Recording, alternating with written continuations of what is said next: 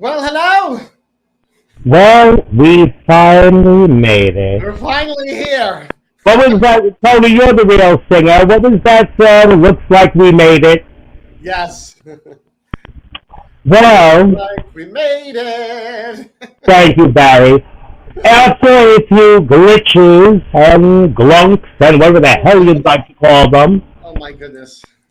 goodness had nothing to do with it. No, it's Today's just been, for lack of a better way to say it, one of those days. one of those days. I don't know. I don't know what's going on.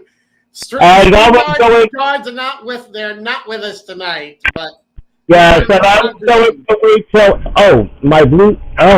My device is hurting me. Hang on.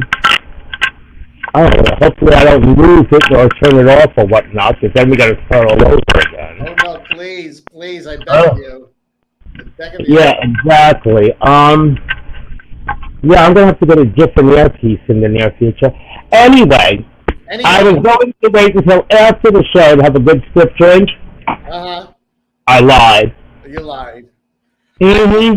I feel like we haven't done the show in like ages. I know your hair was gray. I know, right? Waiting. So did mine. Who knew?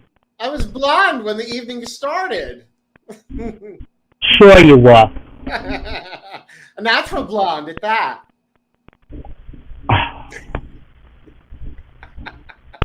God will get you for that, Tony. I hope so. Natural blonde. Just like you're a modest Long Island housewife. Modest. I'm very modest. I really am. I'm very modest. Oh, we have a greeting from Jeff Turtilli Archer. Yes. He's ICP 15 of Chicago. Yes, he is. Hello, Jeff. Jeff Turtilli. Yes. Tuning in.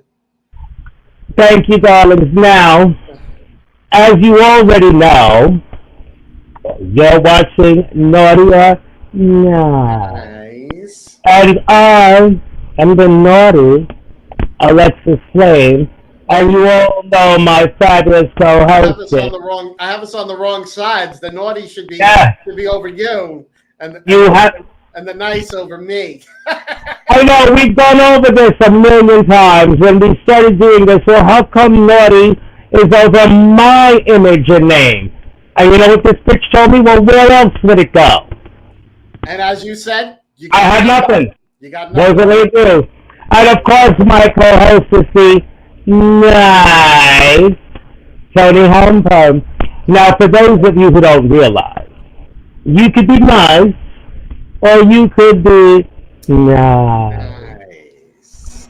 There's nothing nice about being nice. It's like when a southerner tells you, well, bless your heart. So anyway, tonight, darling, as we gear up toward Halloween, and we're going to touch on that in a little while, too. Yep. Now, there's Billy, there's Woof Woof. Tonight, we have a great guest. And before the show is over, we're going to find out if he's naughty or not. Is he the naughty or the nice? Which one? Well,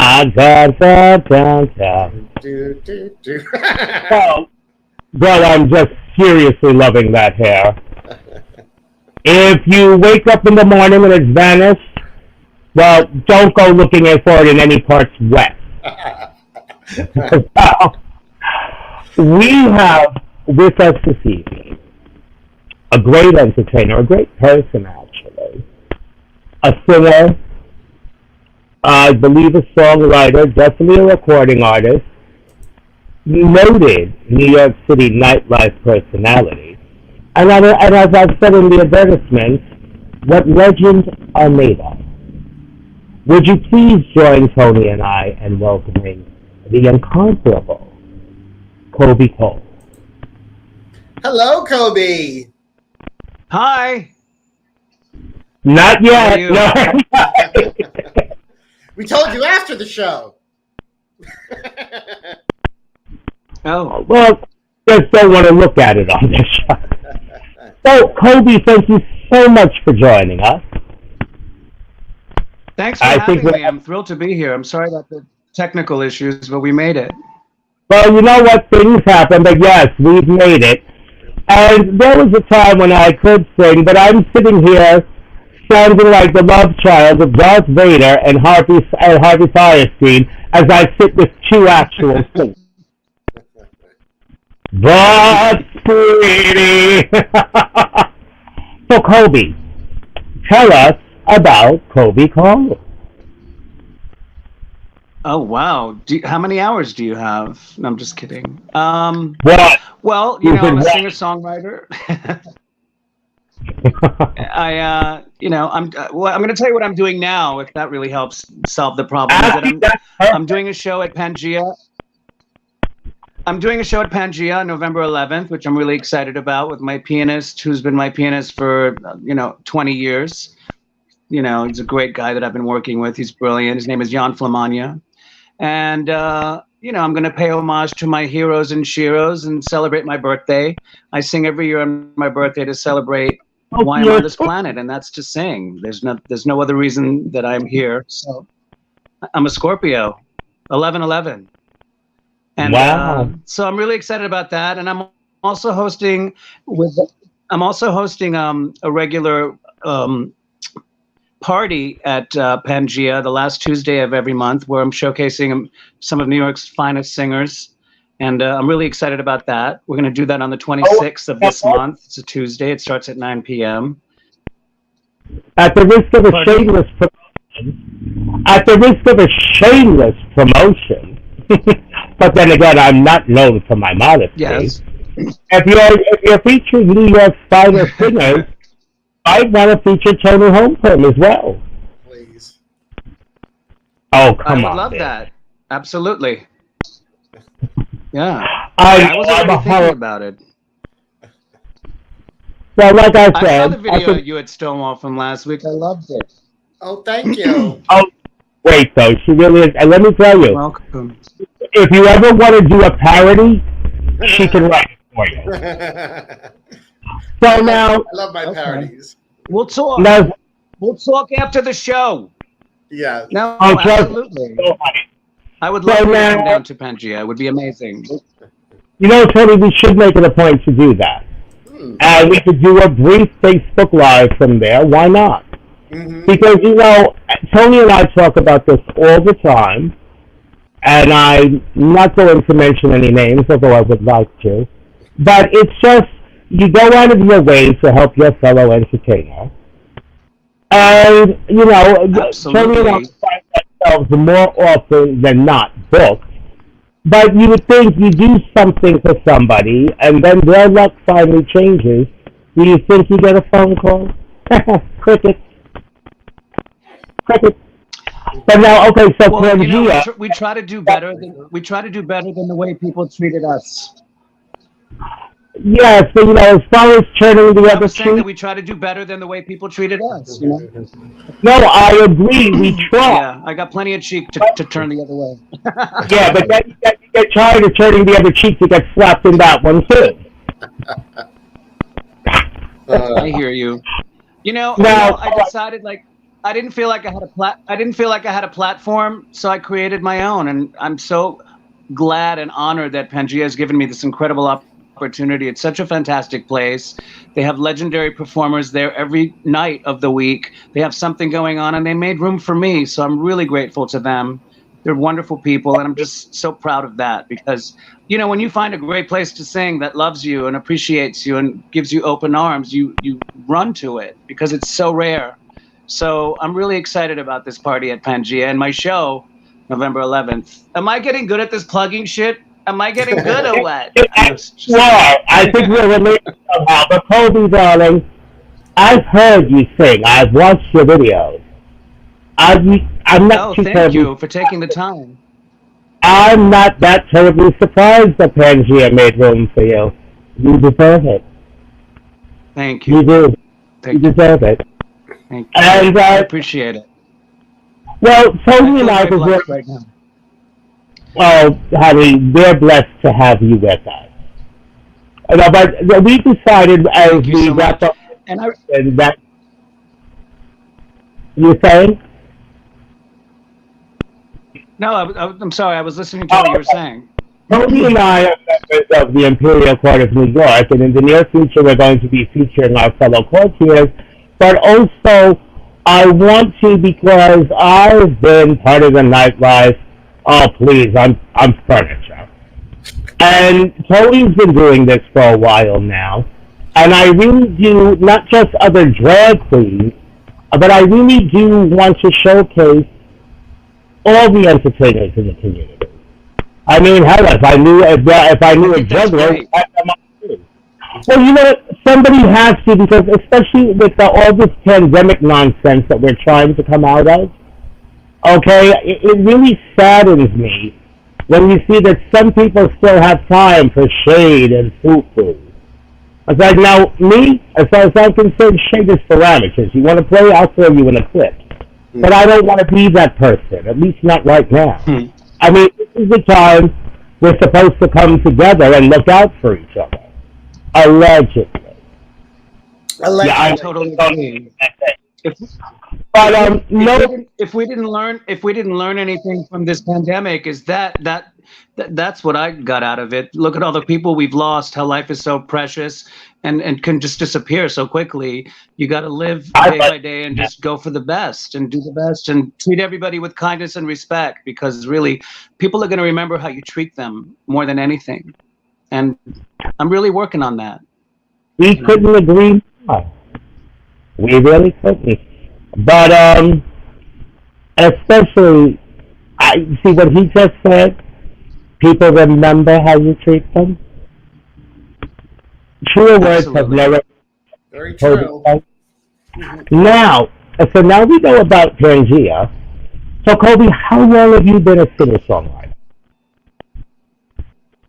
You know, I've been singing since the day I was born, and my mom said that I sang before I spoke, which is a really cute story. Maybe she made it up. I don't know. But I've been singing my whole life. When I was a little kid, the only thing that ever set me apart was the fact that I could sing. You know, there were other things like, you know, my mother was crazy. Everybody in the neighborhood knew that. There's a guy who can sing with the crazy mom. And, you know, my parents were divorced. So, you know, people knew that stuff. But the one thing that kept me going and the one thing that made me stand apart in school when I was really young was my singing. So I've been singing my whole life, and thank God for it, because it's really saved my life, the fact that I could do it and that I love to do it.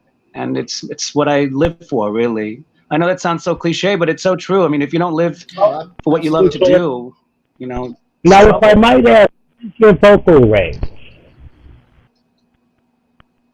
You know, maybe it's changing a little. I'm 50.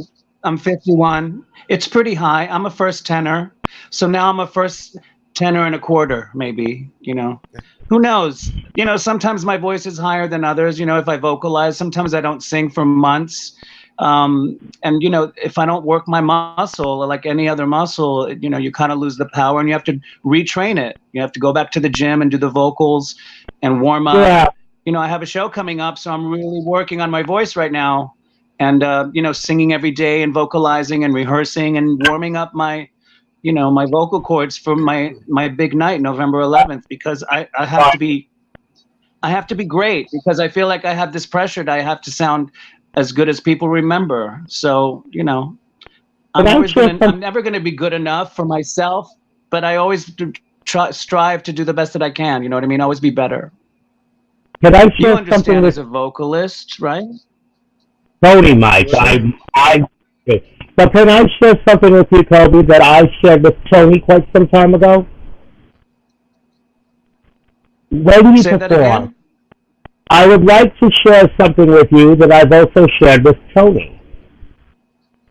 That when you perform, first and foremost, you've got to perform for you. You have to make yourself happy. And I know it sounds selfish, but there's a method to my madness, and I get mad so often. Because, common sense, if you're not having fun on stage, nobody is going to have fun watching you or listening to you. Plus, also some things I've said, and it's funny because I've been thinking this for the past year, and then just perusing YouTube, I heard Carol Burnett say it on a video of the old, I think, Dick Cavett show. People in show business, even cabaret now, have become way too damn fussy and uppity, and they take themselves too serious. At the end of the day, you're a singer. Tony's a singer. Toni and I are drag queens. I used to be a singer. Okay, but we go on stage to play, to have fun, because normally we have day jobs, or in our Toni in my case retired, but we had day jobs. It's make believe. You're putting on a happy face and sharing it. And that's what they have to remember. Honestly, to be honest with you, I sing because it keeps me alive, and it keeps me waking up in the morning, and it gives me, a reason to live, because that's what I live for. I live for my craft. I live for my passion, for the thing that saved my life, and that's music. Music has gotten me through the worst times in my life. It's my best friend beside my cat. And, I feel really blessed that I could still do it, that I have an audience. I have people who are interested. I have people like you who want to listen to my story and are interested in my music. I mean, it's such a gift, and I'm so grateful for this opportunity, by the way. Thank you so much. Oh, thank you. Oh, thank you. Now, Coby, I have to ask. Now, what is the details of, as far as what I've read, you were discovered by Boy George. Is that correct? Or you were? I was. protege? He actually. Because I love Boy George. I just love Boy isn't George. he amazing? No, absolutely. I was being interviewed on a radio show a couple of weeks ago, and we were saying that the kind of icons like Boy George and Madonna, those selling 500 million records, music is sold so differently now. Nobody can really accomplish those those are like ginormous accomplishments that are never going to be seen again. So, right. Those are incredible artists, and Boy George is phenomenal. I mean, what an icon. Yeah. I was discovered by him through Facebook. He heard some of my music on Facebook, and we started sending messages. And he was my manager for about 19 months. He flew me to London. I opened up for him in concert. I went with him on some DJ gigs. It was a beautiful experience. You know how I discovered? I say that it was a magic carpet ride that ended too soon. You know what I mean? And we recorded some songs together, so I have those. And it was a phenomenal experience. I mean, you get to spend 18 months with somebody or be in contact with somebody on that level. It's kind of it's unreal. I got to live with him in his amazing house. He cooked me dinner. He was gracious and kind. What did he Most cook? of it was beautiful. And what did he cook? I have I'm to know. thrilled about it. Now that I think about it, you have to know what. What did he cook? I didn't hear that part. What did he cook for dinner? What did he cook? He made salmon. He makes a killer salmon. Oh. He makes a great salmon. He makes a lot of vegetarian dishes, because he's vegetarian. Sometimes when I was there, he was eating salmon. Mm-hmm. And he made the best salmon. He steamed it in some kind of steamer, and asparagus and lots of really great food. Not only that, but I got to spend time with him in the recording studio. And, I watched his work ethic. I have to say that he definitely has an amazing work ethic. He's nonstop working, making music, always producing, always writing. And that's very impressive to me, And he's not sitting around counting his money. He's working. And to me, that's just impressive. That's admirable. It really is. I've actually always wanted songwriter, to do... Brilliant Yes. songwriter. Yes. I've actually always wanted to do the crying game in drag. That's something that I have to do. You someday. should. I will. You should do it. I love that song. You're going to come to Pangea and do the crying game. How about that? Oh, my Lord. How about that? You'll do it at Pangea. Well, I think that's a great idea. Goodness gracious. We'll see. Anyway, you'll think about it. Ask her a couple of more times. She'll do it. Your hair and makeup looks great, by the way. All right. We'll do it. We both look fabulous. So that was that. So, yeah. So The Boy George thing was really wonderful, and I'm gonna always remember that. And after that, I came back to New York, and I started gigging and writing more music and performing. I did a residency at the Stonewall, which was really great, and I sang with Holly Woodlawn, which was really phenomenal. I sang "Walk on the Wild Side" with her at Westgate. I recorded a song with Lady Kier. I've had some incredible experiences. I'm so grateful. I never imagined when I was a little kid, that I would have these incredible opportunities. So amazing things I've done that I'm really just thrilled about. Now that in retrospect, you just sometimes think about life and you just say, wow, how lucky have I been? I've had an incredible life. And that's why I think it's so important to treat people well. You know what I mean? Because I'm so grateful for the things that I've had. You know what I mean? Yeah. Oh, What do I have to be bitchy about? That's a question nobody ever wants to ask. I don't know why. Oh, wait, excuse me. There is one person who likes to ask me that question. What did you? Just like I was going to say. What did you say?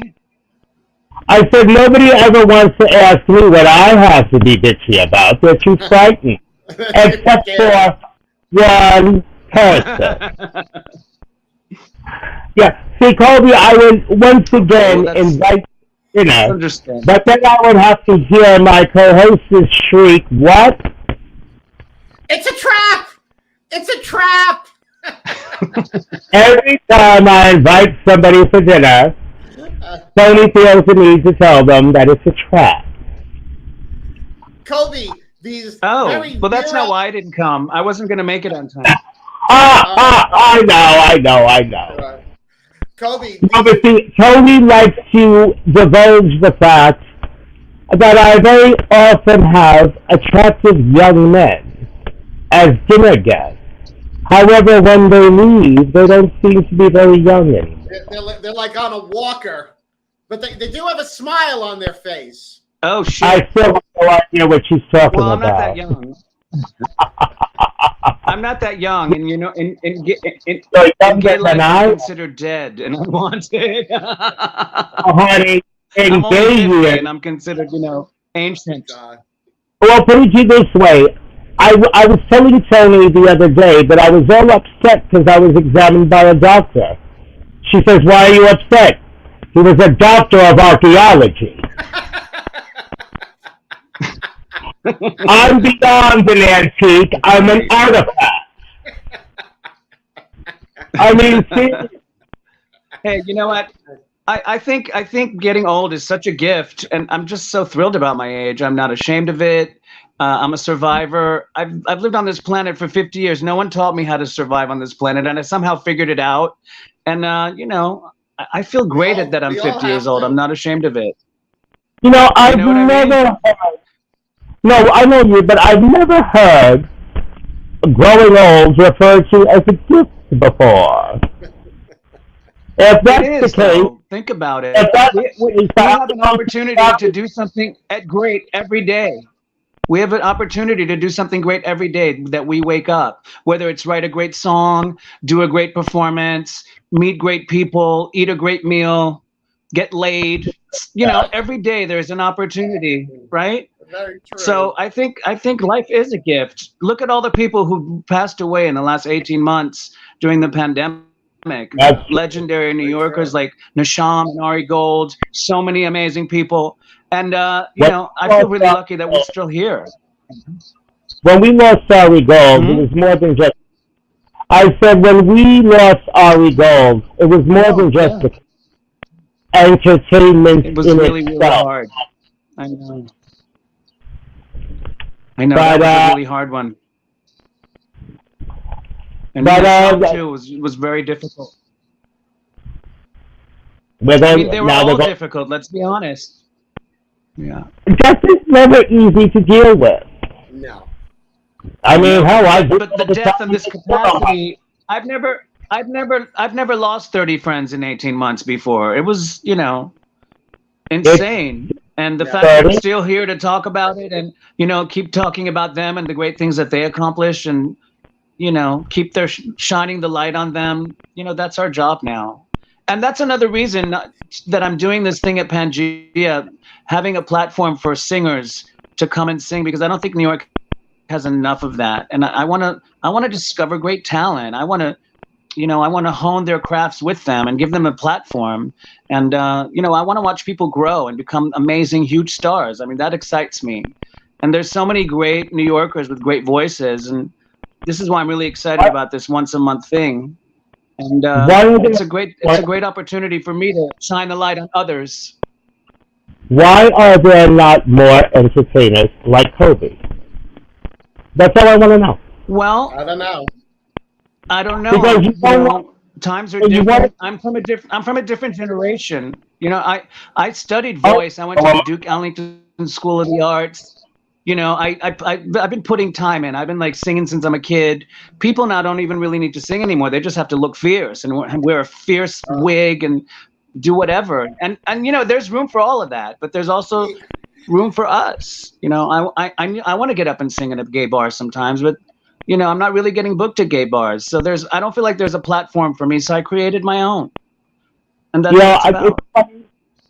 Because I really wish I could sing again. Not too long ago, the lovely one over here actually got me to sing live for Christmas. What was it, 2 years ago or last year? Last year. Yeah, well, I'll send you a link to the video. You remember A Year Without a Santa Claus, don't you, Coby? Those old Christmas. I know. Yes. We did Heat Miser video. Pardon me? Oh, you've seen it. I want to see the video. Oh, you want to see the video? One of us will send you the link after the show. She actually got me to sing live. I'm like, we need auto tune. You should always sing. I really would like to be able to sing it. You're absolutely right. Pardon me? Coby, speaking of creating your own platforms, what I've done here on Long Island is I perform at nursing homes and rehabs. She does. I go in, I do a whole hour-long show, and I sing the oldies, and the residents, they love it. So, isn't that amazing? I think that's commendable, and that to me, that's why you have the voice, to bring joy to others. It reminds me when I moved to New York, and like in 97, 98, the theater wing would have me go and sing at AIDS hospices and old age homes, and I would go with my pianist and we'd go perform, and it was amazing. The American theater wing that do the Tonys, and that was such a great opportunity. I grew up in Washington, D.C. Oh, okay. And I went to school there, and I moved here in 93. I got on a train with like $200, scared to death. But, I felt like I wanted to do it. Like I needed to get out of DC. It was very conservative. I was coming out of a really abusive relationship where I was being beaten by my boyfriend because he was really a drunk. He would come home and beat the crap out of me. And sometimes he'd beat the crap out of me out on the street. And I kind of ran away from him. And it saved my life, really, because he could have killed me. So, and then I came to New York, and it almost beat me up worse than the boyfriend, but somehow I was able to make it here. And I mean, make it is relative, but the fact that anybody can come to New York with $200 and be here 28 years later is amazing. That I don't even know how I did it, but we all grow every day. We just become the better versions of ourselves, don't we? Very true. We'd like to think that, yes. Yes, it's a very good. You'll excuse me for just one moment. What happened? I'll have one too. I don't know what just happened. Where am I? Who am I? Who do you hope Who to be? am I anyway? Remember that song from A Chorus Line? Which song? Who am I anyway? Am I my resume? Remember that? Yes. From the beginning of A Chorus Line, yeah. Love that song. That guy had such a beautiful angelic voice, didn't he? The one that opened up that show. I remember What I Did for Love. What I Did for Love, yes. But we can't talk about it on air. No. Oh. Well, No, I had to make a minor adjustment. So, and I decided to change my robe. Wait, was it for love or was it for something else? It was for comfort. Nice. Thank you. But yeah, we were getting Beautiful. I sang what I did. I sang what I did for love in the 7th grade Oh, for Mr. really? Willis, who was my pianist. He said, You child, you're going places, child. You got a great voice. Yes, Well, Mr. Willis, what a sweet man. because I didn't have the foresight to ask you to send Tony a clip. What I did for love, could you give us a couple of bars? You're so full of shit. No. I'll send you a clip. You can edit it in later. Okay. This is live. I'm not vocally ready today. You know what I mean? Okay, well, you know what?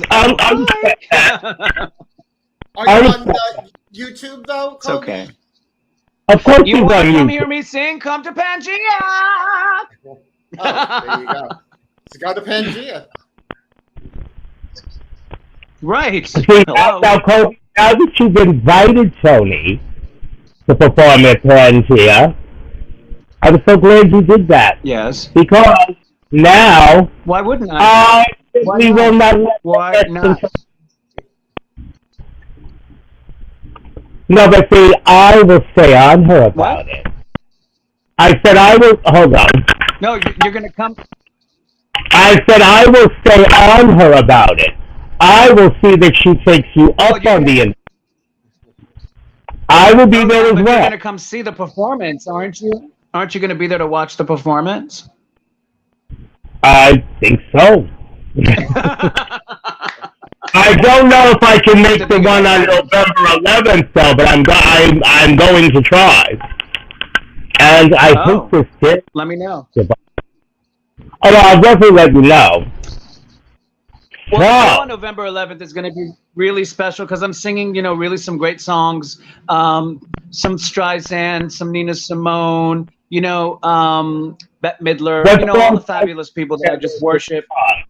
A couple of my original tunes. I'm singing from some Bruce Roberts songs. He's like a brilliant songwriter. He wrote Enough Is Enough. He wrote Star Maker from the TV show Fame. I mean, other people covered it before Fame, believe it or not. Paul Anka sang it. Also Judy Collins. He wrote songs for Elton John, even sang a song with him. Katie Lang. Anyway, I'm going to sing a couple of his songs, and he's going to actually come to my show. So I'm going to be wearing Depends that night because I'll be so nervous. Because he's so brilliant. I'm so honored that he's coming. I mean, it's beyond words, right? He wrote a song for Streisand called I Don't Break Easily that it was on her Songbird album.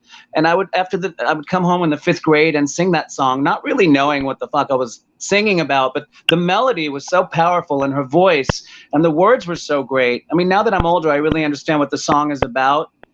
But in the 5th grade, sometimes you don't even, I didn't know what I was singing about, but I was attached to the melody and the power of Streisand's voice. So, and then years later, I read that he wrote it, and somehow we got to know each other on Facebook, and I'm just so honored he's going to be at my show. So this is why I'm vocalizing 6 weeks before the show, right? That's amazing. Getting ready because I got people showing up, yo.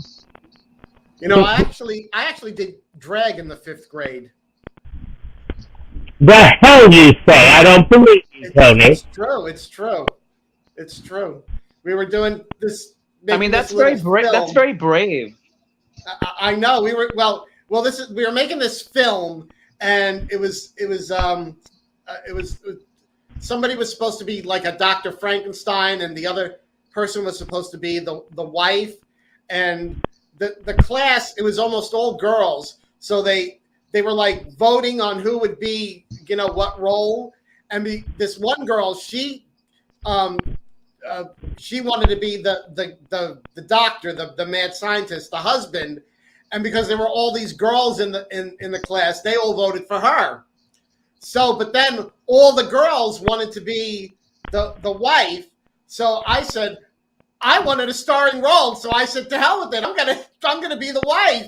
So all the other boys voted for me to be the wife. Wow.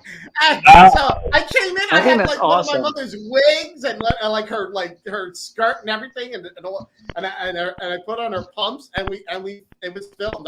It's on film somewhere. I don't know where. Now, Tony, how well did you walk in those Wow. pumps at that lingerie? I wasn't too shabby. Very well. It was only a kitten heel though. They were my mother didn't wear stilettos. Kitten heels are cheating. My mother didn't wear stilettos, and I had to borrow hers.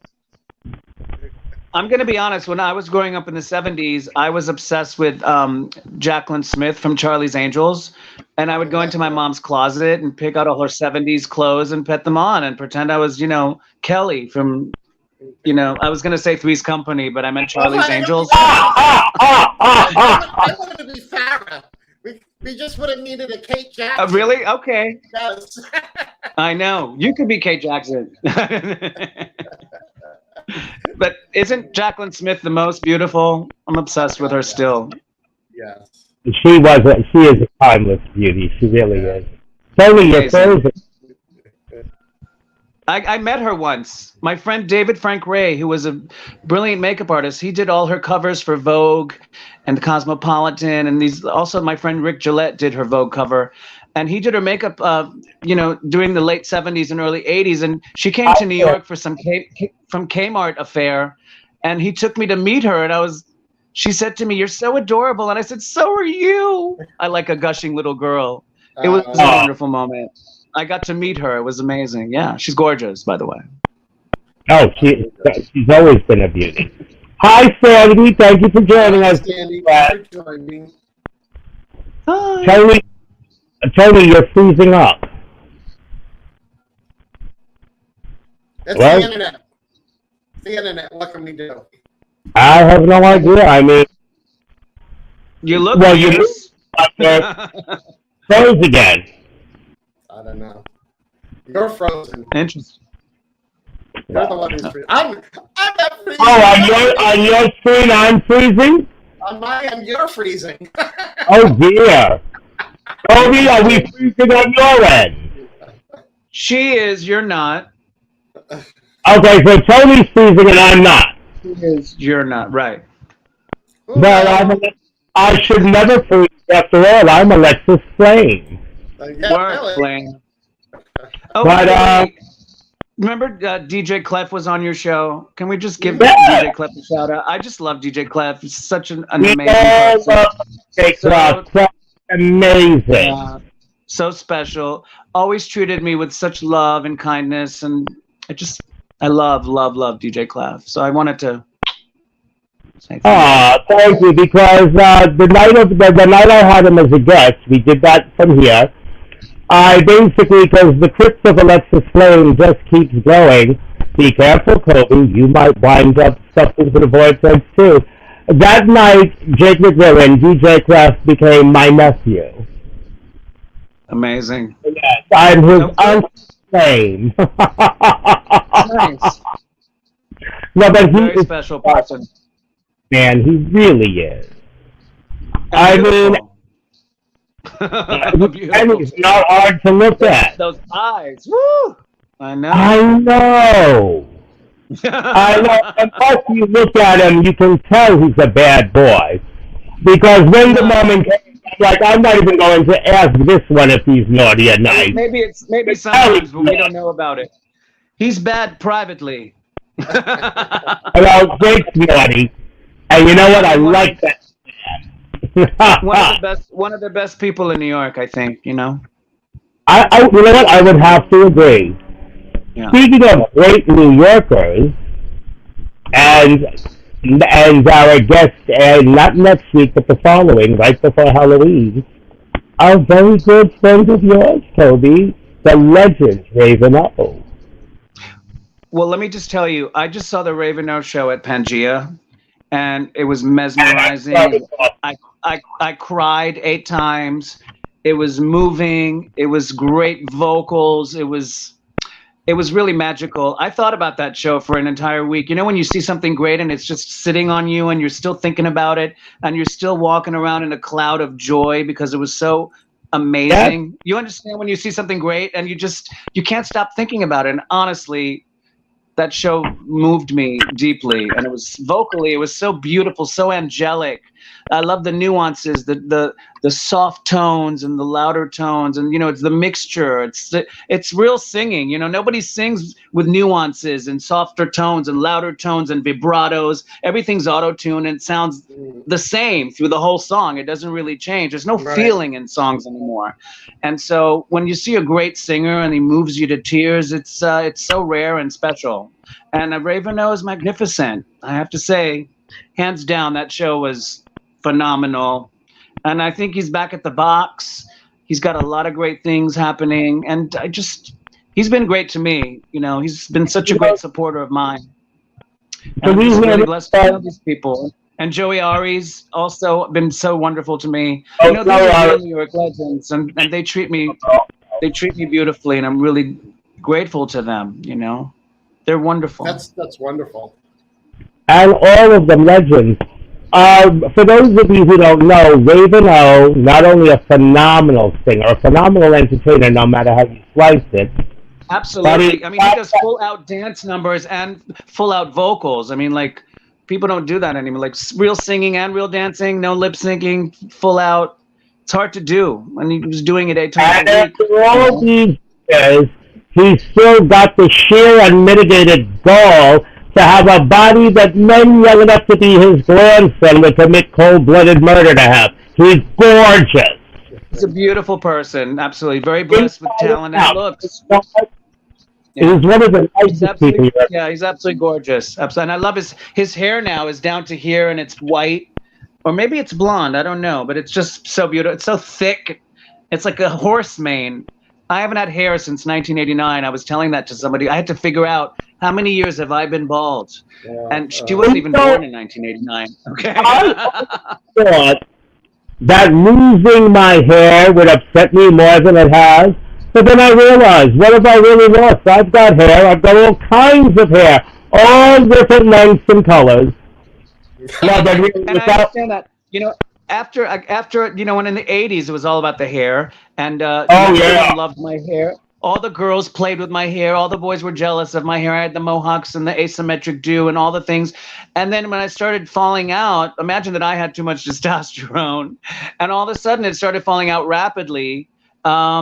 I just shaved my head because Jose Extravaganza shaved his head, and I thought it looked so amazing on him, and he was so beautiful, and he was sort of one of my style icons. And since then, I've shaved my head since 1990. And honestly, I'm saving money on hair color and haircuts and all those things. And I'm just, my hair has been the same for 30 years. Could you believe it? And I like it. Doesn't bother me. I just wear a hat. I used to dye mine, and now I just let it go gray. I don't even care. Your hair is gray, but at least you have some. The real hair. What little of it is left? Oh, please! My real hair is so thin I can read my own mind. And let's tell you, we want to talk about a horror story. That's a good one. That's so good. Well, I wouldn't know. I would. I told you this is good, wholesome family. Okay, as we watch you have a cocktail on TV. And T. Martin, I did not say whose family. Anyway, well, it's been very PG so far. It might be the Manson family. As that time approaches, the first thing we have to ask, Coby, are you naughty or nice? Well, I've been both, okay? And I mean, I'm a nice person, and I could be really naughty in bed, but I haven't gotten laid in a really long time, so I'm just going to say that I'm nice. Oh. No. Okay. I, however, am not. And I get laid like naughty. I am the embodiment, the very essence of naughty. Work. I love it. Before we wrap it up, handsome, Thank you. We really want to know. We want you to tell our viewers everywhere we can find you on social media. Of course, Instagram, Coby Koehl 1, and then Facebook, Coby Koehl. I had other accounts, but because I was so anti-Trump and so outraged by everything that was going on, I was deleted from every social media platform in the world, and I had to start over. I mean, I had thousands and thousands of followers, so I'm starting from scratch. But I don't feel bad about expressing myself. I'm a taxpayer, and I have a right to have an opinion. And sometimes my opinion doesn't meld with others. You know what I'm saying? I've been there. And so, but my opinion's always, I'm always, pro women's rights and gay rights and equality. And, I think my opinions are the ones that we really want. I'm not trying to kill anybody. So it's so weird that my opinion is so offensive. What I've learned about opinions over the decades is I used to really care what people thought about me until 1 month I tried taking their opinions to pay my bills. So as I it with no light, I totally reevaluated and rethought my view on other people's opinions. It's a very good And I have never sat in the dark again since. Well, Coby, I want to thank you so much for being with us. Yes, and this was a lot of fun. Okay. Oh, it was. It really was, and we will want to have you back again in the future. Okay. Now you all know where you can find Coby on social media, and remember. Did I say it? Facebook, Instagram, YouTube, Coby Koehl 2, all my videos, SoundCloud, and Google me, and yeah. And Pangea. You can find me at Pangea. Yes, Pangea, November 11th. Coby Koehl. Coby, don't leave when we because we're going to close the show, but don't log out because we want to talk to you afterwards. Okay. Love you guys. Thank you so much. God bless. Thank you. I appreciate it. God, we'll be with you in a second. Okay. Isn't he amazing? Love him. He's fabulous. Yes, he is. And we've got to look into seeing him on November 11th. I know I'm going to try. Mm-hmm.